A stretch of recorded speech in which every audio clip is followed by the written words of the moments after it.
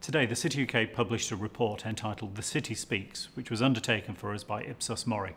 It was designed to look at the views from the boardroom about the relationship that the City, the UK's financial and related professional services sector, wants to have with the EU. And there was an overwhelming view that 8 out of 10 business leaders want the UK to remain a member of the EU. In fact, more than that, 95% of people said leaving the single market in the EU would be bad for the UK's competitive position. The financial services sector attracts more foreign direct investment than any other sector. And the UK attracts more foreign direct investment than any other European member state. These two facts are not unconnected. As our previous research has shown, financial and related professional services is a highly productive sector. At 13%, its contribution to GDP is nearly twice its 7% share of UK employment.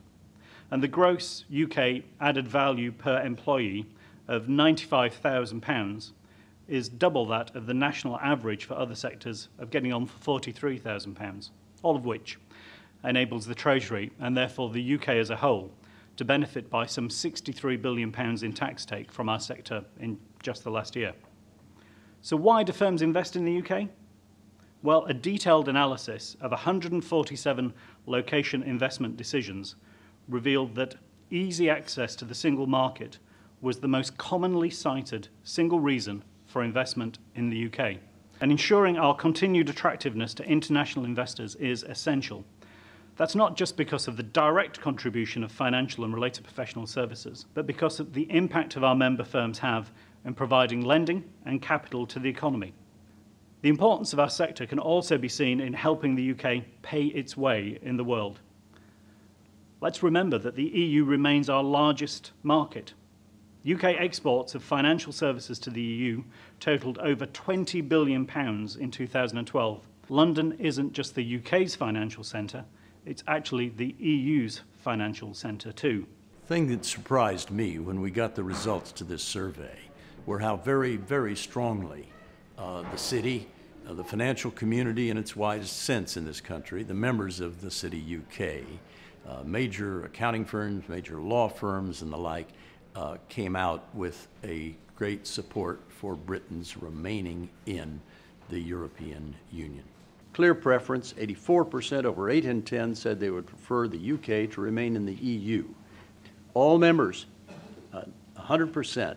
The last time I had 100% was when I looked at the analysis of Daily Express readers who wanted to have harsher penalties to combat crime and violence in this country. And that too was 100%, and that was back in the 70s. There's no question that there would be concern on the part of particularly American firms who prefer the UK as a location to do business in Europe from here, for language, for the values that the two countries share, for the special relationship, for heaven's sake.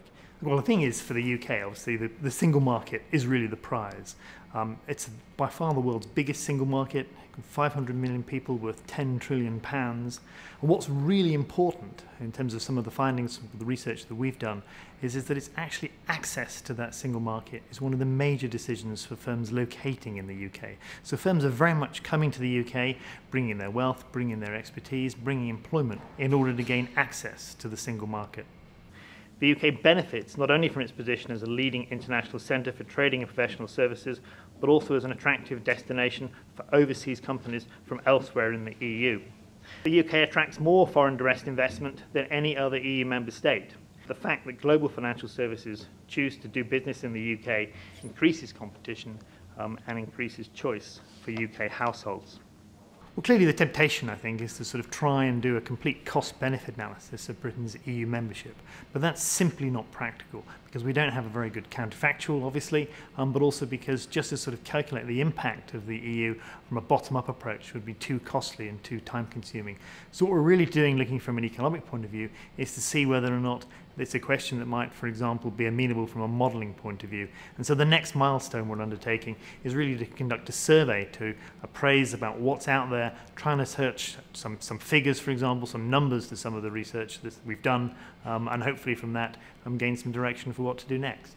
Business leaders want to stay in the EU, but it's not an uncritical relationship. Actually, the people we surveyed were most worried about too much regulation, a desire from Brussels to involve itself in matters that are best left at state level. Where we do think positive reform could take place are in areas such as better negotiation of free trade agreements, rather like the one between the EU and US at the moment. And so there is a sense that whether it's completing the single market, which could create another 2 million jobs, that the UK has got to be in the mix. We've got to be driving the agenda, and particularly for financial and professional services, working with government to create the Europe that we all want to see. The UK has to be a member of the EU and to be in the single market if we are to shape and influence how it operates and develops. The results of this study demonstrate conclusively that business does not want to walk away from its largest trading partner, but it does not want it to be an uncritical relationship either.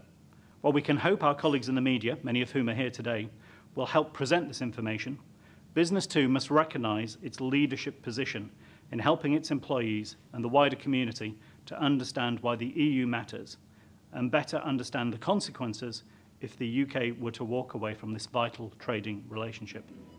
My question is about the ability of the city and the business community more generally to influence public opinion during a referendum campaign. To what extent would they see non-access to the single market impacting revenue? And if business doesn't want it to happen, what efforts are being made to stop it from happening? I think the legitimate role for business is to help policymakers better understand what the consequences, what the implications are. We do need to see some prioritisation, but we also need to look, I think, at ways in which we can change the institutional balance between the UK and the EU. Our membership of the EU generates a very healthy level of trade surplus, but that shouldn't be about cutting us off from trade with the rest of the world. Let's say 27% of the non-UK based say that they would move to location within the single market. Is there a damaging effect of the very fact that we're having this debate?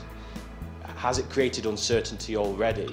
Any discussion of Europe, if you were slightly pro-Europe, it was easy to be painted as a Europhile, and if you were slightly anti-Europe, you were therefore a Eurosceptic.